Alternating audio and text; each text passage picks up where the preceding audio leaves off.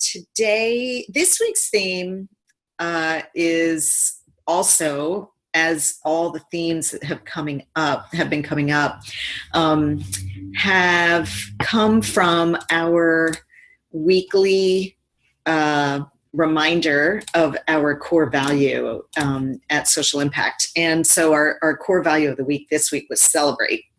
And for us, it just reminded me of the things we can do internally to celebrate and how important internal communication is for keeping us, kind of keeping our spirits up and keeping us all on the same page about what are we doing again, but also to remind us to celebrate during those times.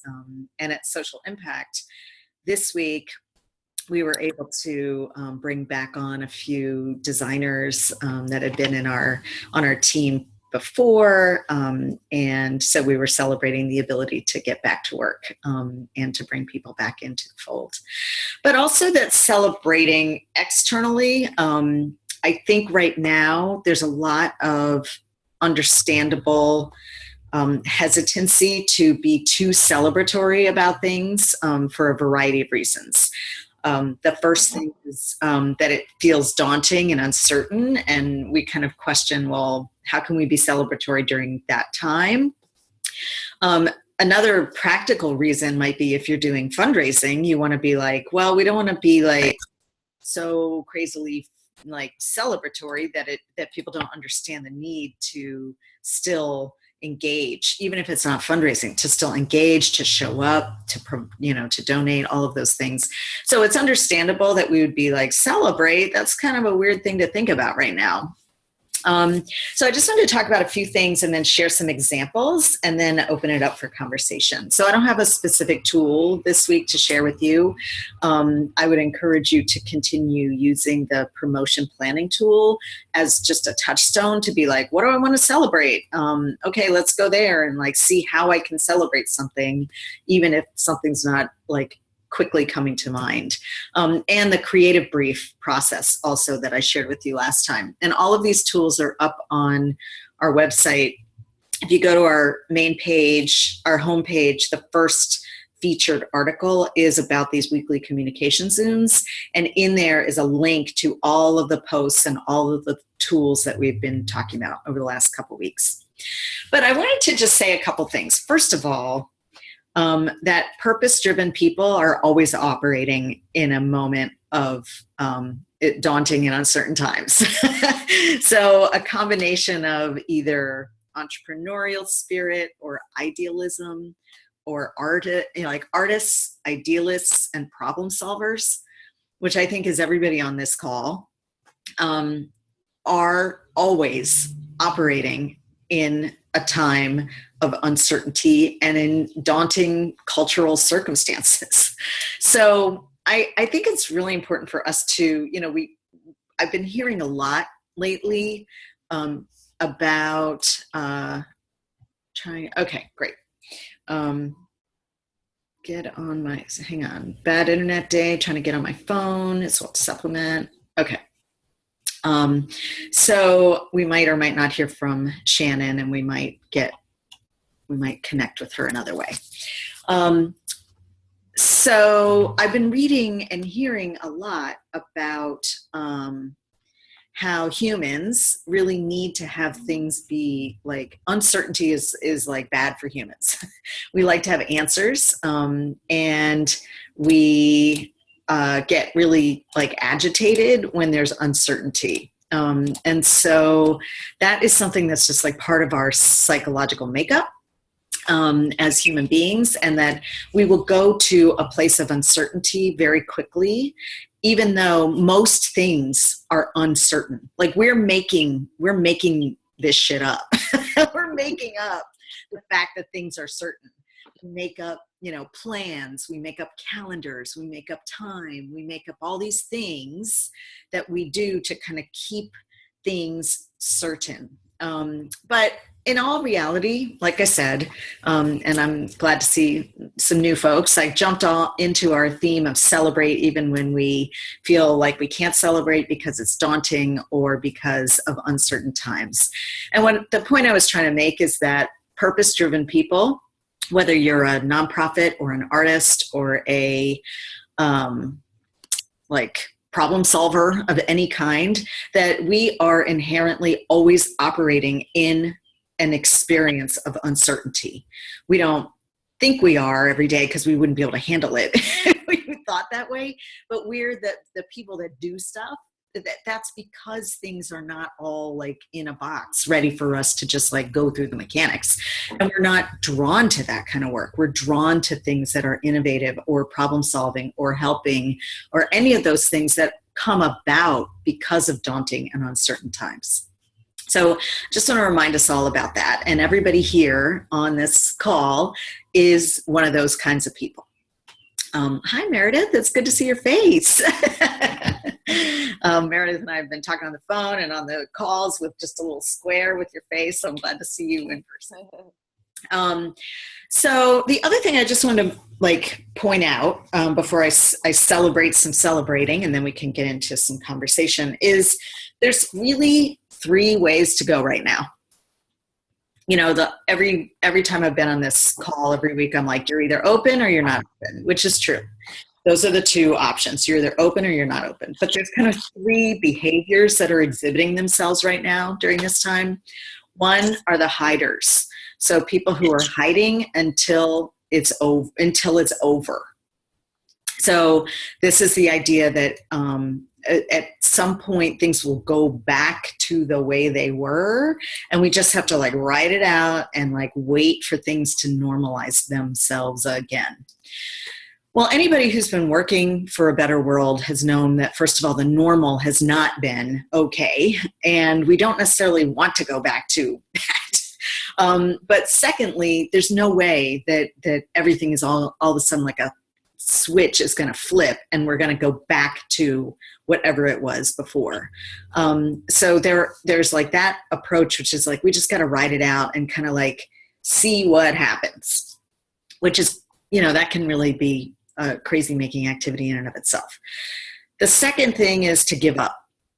And there are people who are giving up or are having to make hard decisions to stop doing something.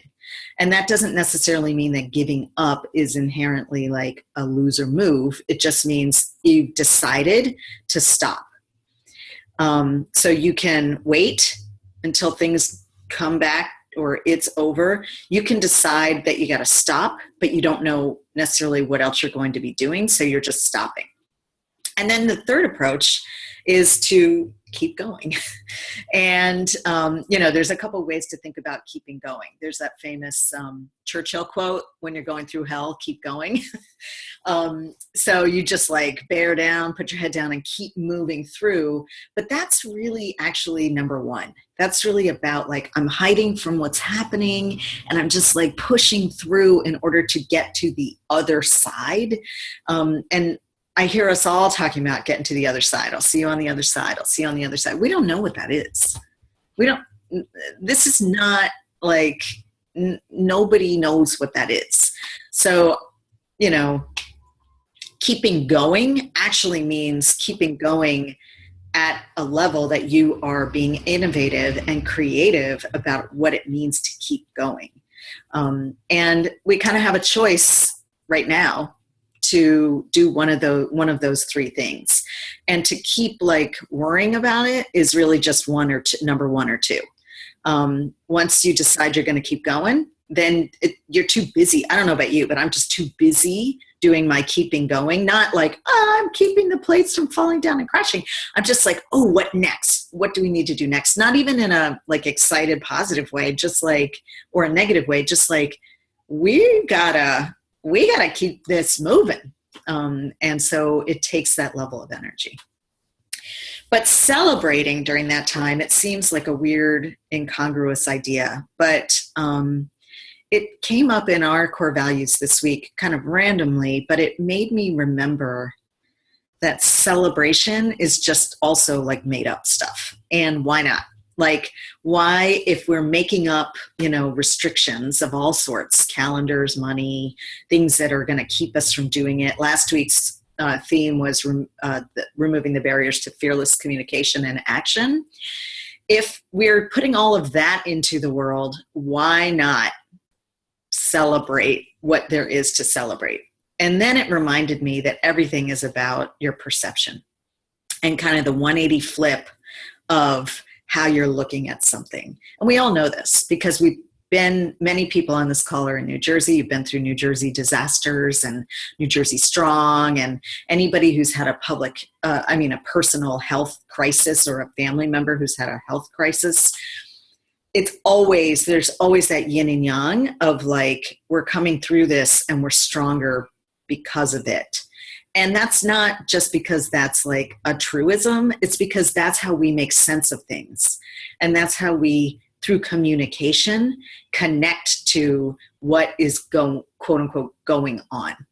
If there's any lesson that this current communication culture is telling us, is that we don't actually really know what's going on. Because it's just like, I got up today and I was just like, even the New York Times is like confusing me and making me wonder what's real, then we're really just like, we're really in a moment of just complete communication chaos. And the beauty of that is that we can actually represent what we want to be saying in the world, not as like another shout into the void, but in a way that is intentional.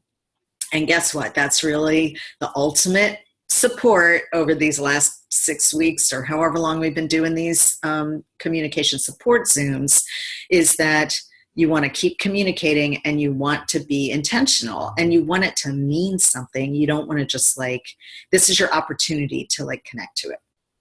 So celebration doesn't mean that you're sugarcoating things or denying things. I think because of a lot of the work that we do at Social Impact Studios, we straddle a line between like graphic design and advertising and activist community. And because of that, we're sometimes like, people in both of those camps don't quite get what we do. And, in many ways, I think if people haven't spent a lot of time with us, they think that we're like maybe sugarcoating or decorative, only being decorative with like important ideas. And it doesn't mean that at all. It means that you're actually connecting the dots. You're not denying what's going on. You're not like just saying, oh, don't worry about that. Like there's a lot of like toxic positivity like concepts that if we're not actually facing our fears and facing what's going on, that we're somehow perpetuating toxic positivity, which that's a whole other conversation that I could go off on for a while. But it's really about deciding and promoting the message that you want to see in the world. And we actually all have control over that. We actually can decide which way we want to see the story unfold in the world. And we're complicit and responsible for the public narrative. We are part of it. So we could kind of like just wait and see, or we could be like, well, let's just kind of keep saying some basic stuff, informational stuff. But Andrea, what you and I were talking about at the beginning, like you needed to send out your insiders newsletter and now you're getting ready for your appeal. Like that's kind of a 1-2, like informational, but now we need to engage, right? We need people to actually not just year after year be like, okay, it's time for the spring appeal. I'm going to send my check, which a lot of people have been on autopilot up to now. And we have been able to sometimes ride on that, or sometimes like have to deal with the fact that they're not, like it's not upping, they're not upping it. But right now it's actually like real. Anything that you put out in the world, any ask you put out in the world is real for people. And that is great. That means that you can take that time to celebrate them, celebrate story, celebrate your work. And that is going to not just be like the gimmicky way to get people involved because it works, but it's actually a longer term way to connect people. So I think that that's the main thing I wanted to say, is that this opportunity is a time to really go back to your purpose. We've been talking each week about the action plan clarity, like clarity over what you do, why you do it, who you do it with, what the vision is. Like, it's still, you have to keep bringing it up, even for celebrations. And then connect to celebrating through the lens of your ideas, your ideals, but also where you are right now in this COVID-19 scenario. So it, just like everything else, it needs to be relevant. So I think that that's an important part of this. So I wanted to just share a few things that I saw in the last week or so that I think are great examples of celebrations at all different levels. And then I wanted to open it up for conversation. And we can talk about celebration. We can talk about ideas. I'd love to hear from people, like, what could you celebrate this week that you didn't think about celebrating? And we can also always feel free asking questions about other communication issues that are coming up. But I just want to share some stuff. So first of all, if you're on our email list, which you probably are, that's why you're getting, that's why you're here, is that we send out a weekly update to tell you what the theme is and a reminder. And we're typically pulling from our illustration style, which is that social realist kind of Diego Rivera WPA style, which is my personal illustration style. And I thought one of the things about celebration was making it real. And I think that that's something you're gonna see in all of the examples that I'm pulling up, is like, let's actually show real stuff, and also things that make people feel remember those times when they could do things that we're not doing now. So this picture is what I chose for that email, because it showed people, first of all, celebrating, having a good time. Potentially they could actually all be 6 feet apart and have masks on. So it's not out of the realm of like what we're seeing now, but we can't gather like this. And so the idea was not to like be sad that we can't gather, but to actually like keep in our minds what that looks like and keep the joy that comes from gathering, so we don't lose that during this time. That was also an intention of what I was showing there. I wanted to show, let me just get back here. Lenny, thank you very much, Lenny, for sending me this email this morning. I loved this. The conference will go on line, and people who are in theater, people who are putting on live events, or even like Peters Valley of live workshops and people living to get residential, things that are not going to be able to happen right now. Thinking about how that translates online is part of the planning process that we talked about a couple weeks ago, but also like a celebratory feel behind it is okay. Like, making it interesting and exciting, because people are actually looking for things to do right now. I gave a talk on Atlas Obscura on Friday night about WPA posters, which is my other hat and my other expertise. And, 101 people showed up to that Zoom. And, it was random people who didn't know me and didn't know anything about our work. And it showed me that people, if you have something that you're really genuinely celebrating, that people want it, they're looking for it, and they'll be there. And they paid for a ticket to be there. I wanted to celebrate the celebration that Sip Culture put on their Instagram. They've been, Sip Culture is a great combination. Actually, I think, Shavana, are you online? Are you able to give us a little bit of a explanation of what Sip Culture is? Yes, most definitely. Sip Culture, we're located in Utica, Mississippi. And basically we're trying to activate our community through growth of agriculture and, of course, technology. As you can see in the picture that's posted there, we started growing those vegetables in February in our greenhouse, in the greenhouse that we use on Hines Community College campus. And we transplanted them to our space that's located in Utica. In that photo, it looks like those tomatoes but we have a variety. We have tomatoes, we have collard greens, we have turnip greens, there's strawberries there. We have green onions and bell peppers. I'm not sure if you guys are familiar with Utica, Mississippi or our area, but we don't have a grocery store here. Our nearest grocery store is probably about 35 miles. And this is the first step to trying to get our community back strong. So the vegetables that we have now, we're going to eventually can them, and we'll start handing them out to the community. But this process, of course, sometimes we can get so stagnant or feel like we're not making any progress, but seeing it or being able to spread it makes it so real. Yeah, I love that. The fact that you were celebrating something that in your area, being in a rural, like out, away from a grocery store, even like the fact that things are growing at this rate, and that's something you're used to seeing, maybe.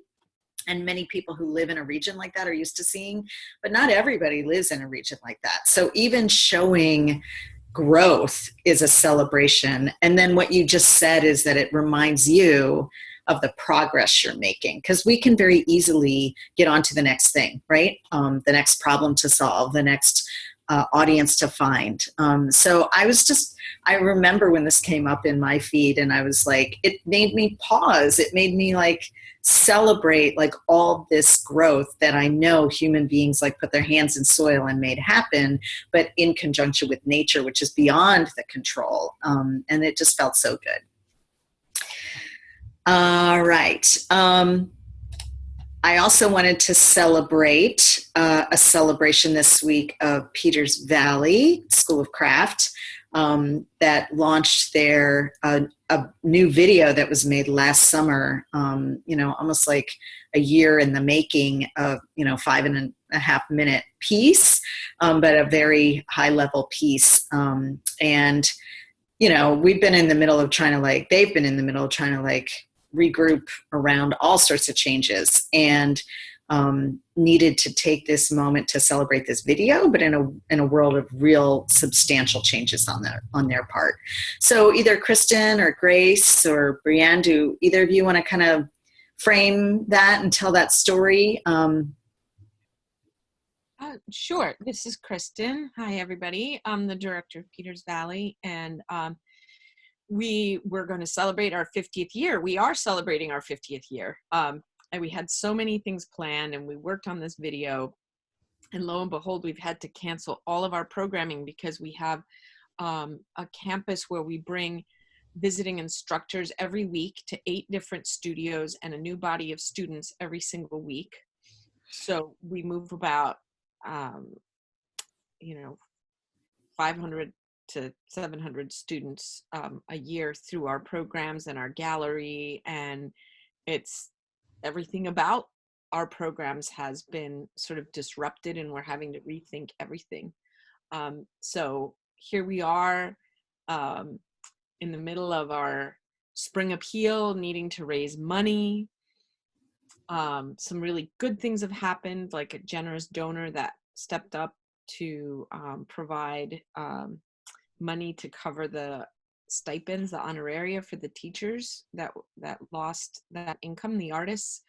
Incredible things, but we're in this sort of moment of celebrating what has been lost for this year or postponed, trying to inspire people to support us so that we will be here next year, celebrating the incredible generosity for the artists, but then also saying, but we need help. Mm-hmm. So a lot of, and people are trying to be really clear about that. Yeah.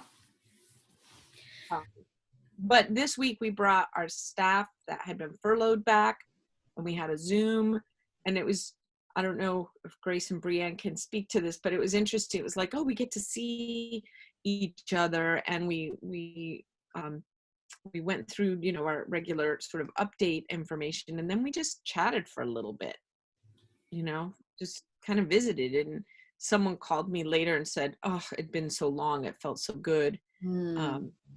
we just took that moment in that particular moment to just be really present with one another, even though it was a staff meeting. Yep, that's great. Well, let's watch the video. It's only 5 minutes, and I think we could all benefit from a breath of fresh air on this video.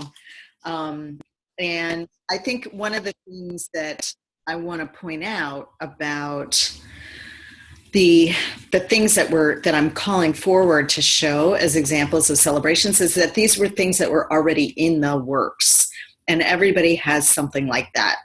And so not feeling like, oh, well, it's all down the tubes now because everything is different, but what can we do with the things that were already in the works to contextualize them in the face of the COVID crisis, but also for the future.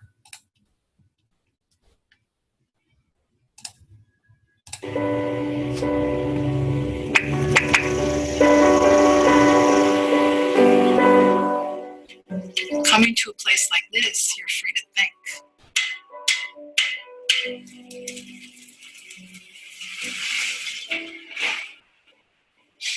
Like, what if? Oh, what if? And then to actually pursue it. Within my realm, my kingdom, you're free to kick some boxes around, you're free to make a mess of things and go wherever you want. I might borrow an idea from the form of a tree. I might borrow an idea from the circle of a swing set that's frozen in the wintertime and get that little layer of frost on it. And I might even mimic you. Yeah, because I know that I can take that somewhere. If I go into the jeweler's studio and the fine metal studio and fully immerse myself there for a week, I might be thinking of myself as a metalsmith for the week, and maybe that changes something about how I work, how I approach material. That's why those kinds of opportunities are really interesting and really important, because those do give us the opportunity to go outside of our materials, and in doing that, go outside of our comfort zones. That's the key, get that all cooking. So if they're open enough to the experience, yeah, they can totally undermine who they were and open their head to who they can be. You start to flip the different abilities of materials to talk about different human emotion, constructs of relationships, our viewpoint on the world. Felt can talk about warmth. Steel can talk about warmth also.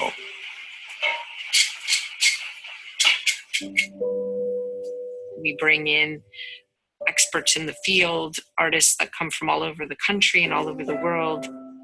We run these immersive workshops where people come and specifically focus on learning skills or concepts or learning to work with materials or certain tools or certain ways of forming. They learn about different aesthetics. It's time in the saddle. That's what it is. You have to be connected to the material. You have to know how it works, how it reacts, and how it's going to finish. Everything here doesn't have to be high level and expert. We do beginner stuff. And some people just have never taken a woodworking class or a jewelry class, and they think it'll be fun. This is where people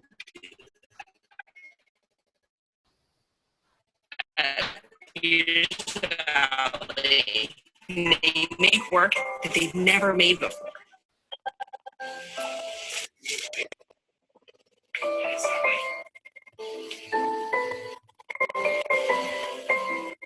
This is a historic anagama, one of the first built in the United States for educational purposes. Give me 3 shots. Stand that one up right there. There's the Whatever one you right need. there. It's a single chamber kiln. It takes full advantage of work being in close proximity to the fire and the timber beds.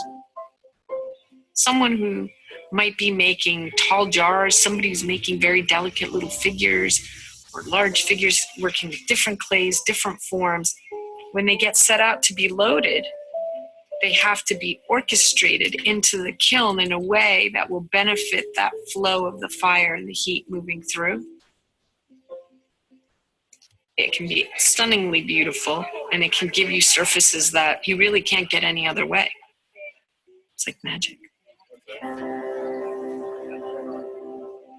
And that tool allows for artists to come at it from as many different perspectives as there are artists. I love that about it. God, that's where invention comes from, is if we keep our minds open to hearing what other people have to say too. People move heaven and earth to be here. And then at the end of their week or their experience, they're walking out going, holy, wow. And they're starting to latch onto some pearls that they didn't have previously. Somewhere along the line, there's going to come a piece that really sings about you. And that is just delicious. It's like if you could just hang on to that, it's just the best.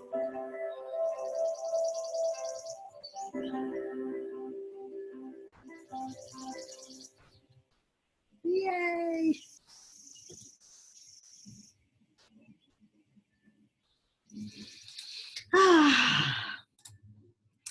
So that was really beautiful, and yeah, celebratory, and yeah, people are talking in the chat. So I want to show one more thing, and then we can open it up and we can talk about all of these things and how great they are. But I also wanted to show, some people are going through, since 2005, a lot of people are celebrating anniversaries, but also people are going through changes. So this is what was called the Media Mobilizing Project for the past year.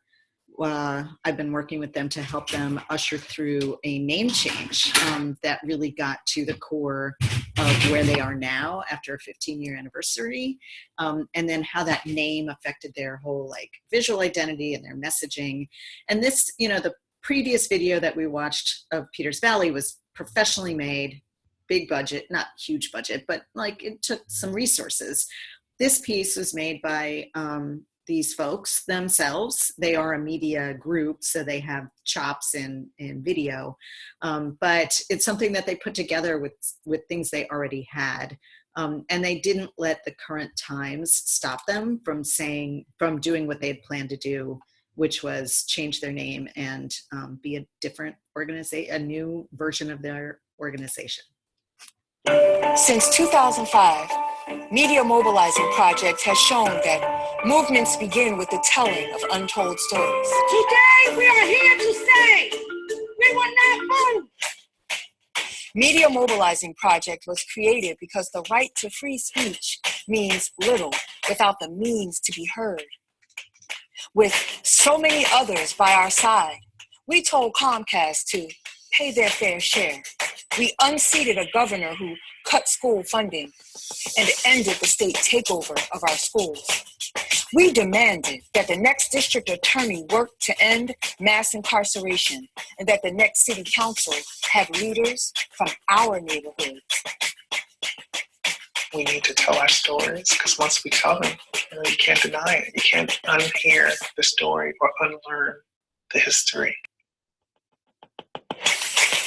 We are here because our movements are stronger together. And after 15 years, we are changing our name to reflect the whole of our work. Introducing Movement Alliance Project, connecting communities, winning power. I believe that we will win. I believe that we will win. So good. So many good feels this morning. All right, so I'm going to stop sharing and open it up to our group to just, what are your thoughts? What are specific questions or ideas that you have? And what can we do as a group to support each other in being able to celebrate something this week and every week? Hi, I'll start. I'm Lenny Uddyback-Fortson, and I work for the U.S. Labor Department, but I'm also working on some of my own projects. And I don't know why I'm not on video. There you are. I loved everything that you shared. I felt like the craft school was about the need to stop and take a breath, which gives the energy and the show of endurance to move forward. And the last piece that you just showed, it definitely showed a force of energy moving forward for the betterment of society. So I thought that they were great celebrations of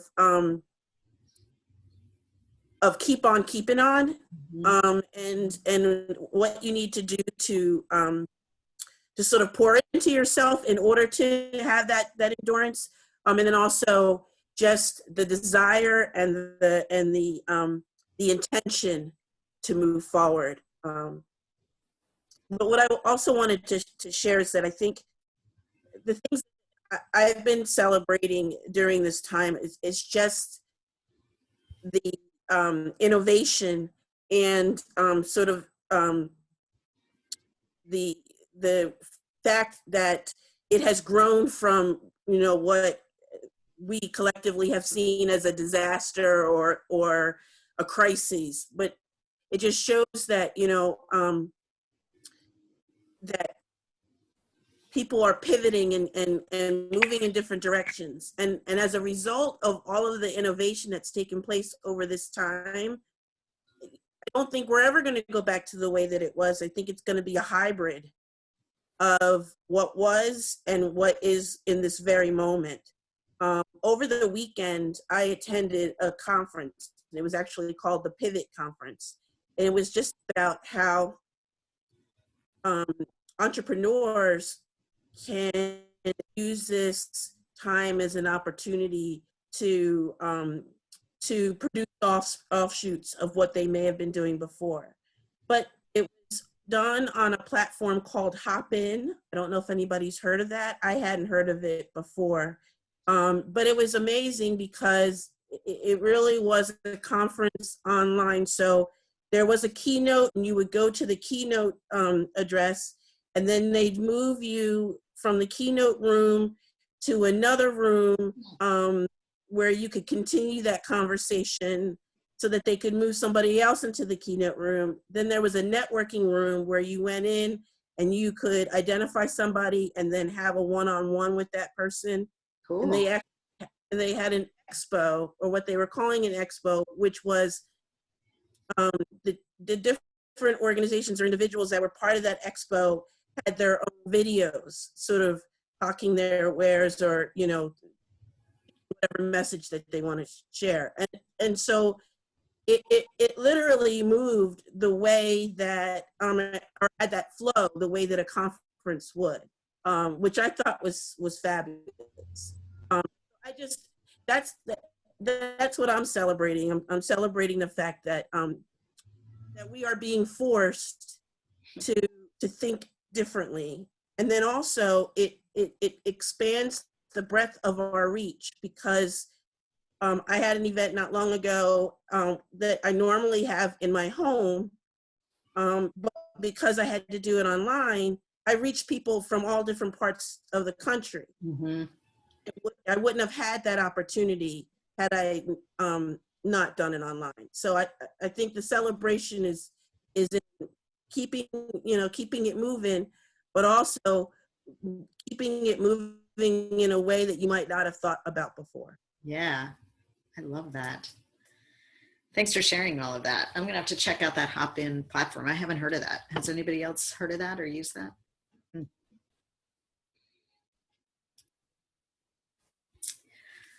Other things that people want to share, or communication things that you want to talk about, or even barriers, like what keeps you from celebrating?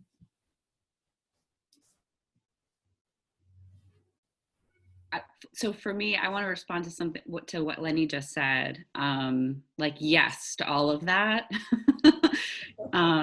And what I was hearing you saying was like, we're finally like gaining experience and feeling feeling connected, right? Like, you know, right when things shut down, for me at least, I don't know if anyone has the similar experience, but I believe probably it's likely that you have, that like, you know, it was just so touch and go. And now we're figuring out better ways to connect in this space. And that conference is a great example. I just had like that, the idea of like how do you recreate an expo room, that just blew my mind and was like, oh my God, that's exactly how. But like, you just realize like, oh my God, this is possible, right? Like we've now seen some more examples, and these are also great examples that you shared today, Ennis, of like what is possible right now. You know, being in that space is so much more celebratory and exciting than, you know, being in the hiding place or in the shutting down place. And I know that there's privilege, you know, with where you can be in your mind based on where you are, but like, yes, I just wanted to say that. Yeah, that's awesome. Other things that people want to talk about? Well, I think that, you know, we are celebrating obviously with the video, and it reminds us of what we're going to protect and save and fundraise for and take care of.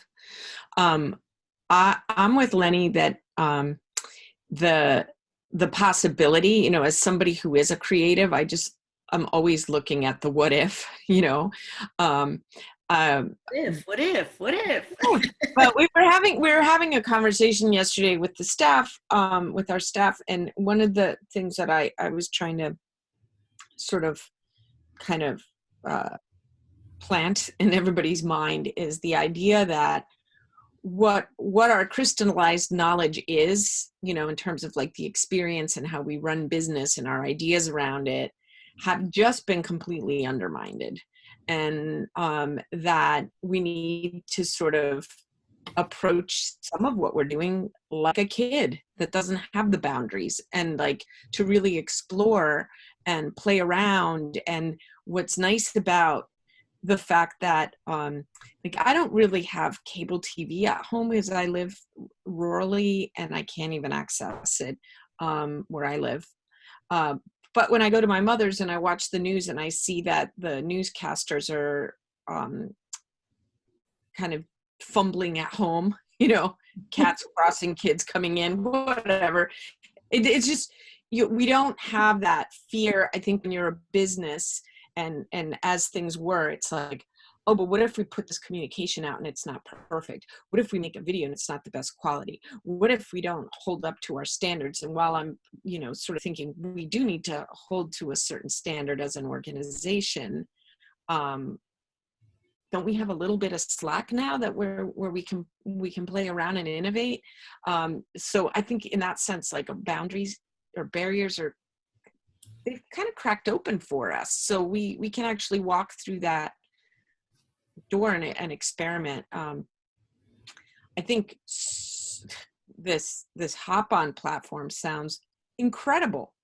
You know, yes. Like the idea that maybe we can have even more like interactive workshops. I'm thinking about how, you know, when we go to a Dodge workshop, those of us that are lucky enough to go to something like that with a facilitator, and then we can break out into little groups that you can actually do it online. Who would have thunk, right? We're trying to think about, we're going to sort of set some time to brainstorm and think tank what kinds of programs we can provide, because, you know, as an organization that provides one-on-one programs, and we are always working on trying to reach a broader audience and on equity, and we've got all these things to bring people to campus. I'm thinking, well, all right, if we do an online program, for example, that I thought of, Brienne put one of our recent exhibitions, the reception was online, it was virtual with the artist in her studio, and we were showing the work, and then she was in her studio, and it was so cool to be in her studio, and it was so much better than being in a room sipping a glass of wine or lemonade and looking at the work. It was like a much deeper insight into the artist process.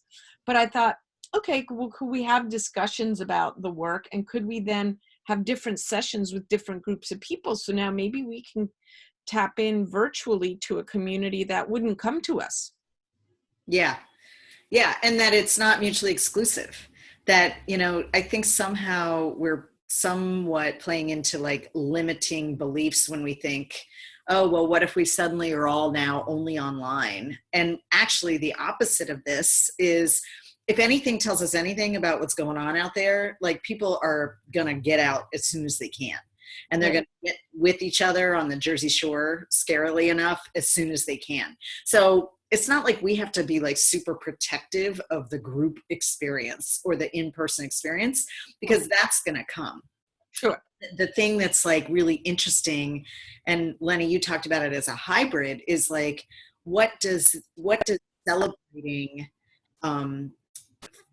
encourage us to do differently with these technologies? Like, how can we be celebrating with people all over the world? Maybe, you know, like, right. Not just like, oh, how do we build our diversity and equity in our little corner of the world, but like, how do we actually like do our thing at a larger scale?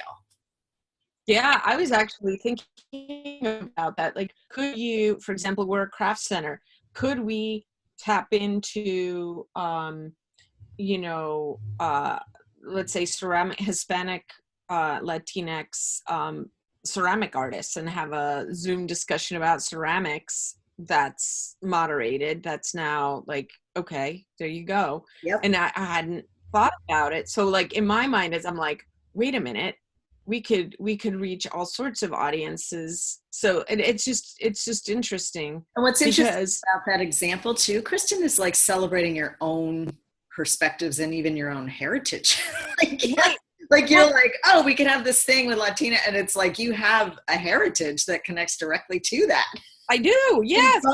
Both things, not just the Latinx, but the being a ceramicist, like being a person that works with clay, and like that's your lineage. Like, well, then I start with like what can be not so scary to me, for you know. Yeah. But you know, I'm like, all right, well, I've been thinking, well, how do I break into the Latinx community with Peters Valley? How do we do that? You know, other than, you know, through scholarship, come to Peters Valley. But then I'm like, oh, well, there are all these artists that I met in Cuba that I was hoping to be able to, as they're allowed to come here to do exhibitions, to then bring them to Peters Valley to do an artist lecture or something. And now I'm like, well, could we do something where we can, you know, they have very limited technology, like access to internet is very controlled, but could we do something where that would be allowable with the university? Could there be something where slideshows, like even like that media mobilizing piece, that was a combination of video, but also just photographs, and they were, you know, Ken Burns, so they look like dramatic, but you know, reposting on Instagram, gathering photos, doing a slideshow, doing something collaborative. Like Chris, you're in this NIAC Arts Collective. There's a show coming up. Can you describe what the platform is going to be? Oh, you're on mute. That just, we're part of a community, and it's a lot of craft artists. So it's kind of trying to break out of the idea that we just have to stay in NIAC. So then how do you change it? So we're an online gallery and we're not stuck to a town, but part of the push is to just getting some members to think outside of their community. Yeah, that's great. And that's celebrating the community, but also the place that community holds and celebrating art in general, like that art needs to be seen on all levels. Everyone can see it. It's all worthy of being seen. Yeah, that's great. I'm going to say, Shavana, you're from the Sip Culture Project. I would love to see video of people eating the tomatoes. Or making a tomato salad, that would be so fun. Yes. I'm not sure if they'll be willing to send us that, but we eat tomato sandwiches, so I'm The pretty sure. making of a tomato sandwich, the classic Southern making of a tomato sandwich. I'm half Southern, so I get to speak to this. That would be an awesome video. Yes, I'll keep that in mind. Cooking at home with Shavana. Here's how to make a tomato sandwich. Yes. That's awesome. All right. Any other things? Are there any things that people are working on? Like Andrea, is there anything that you want some feedback from a group on or support for your appeal that you're working on or anything? Shannon, you and I were exchanging information about your story stimulus package. I mean, I think we're past the point of no return. So, but yeah, we're getting ready to do our appeal, and it is, yeah.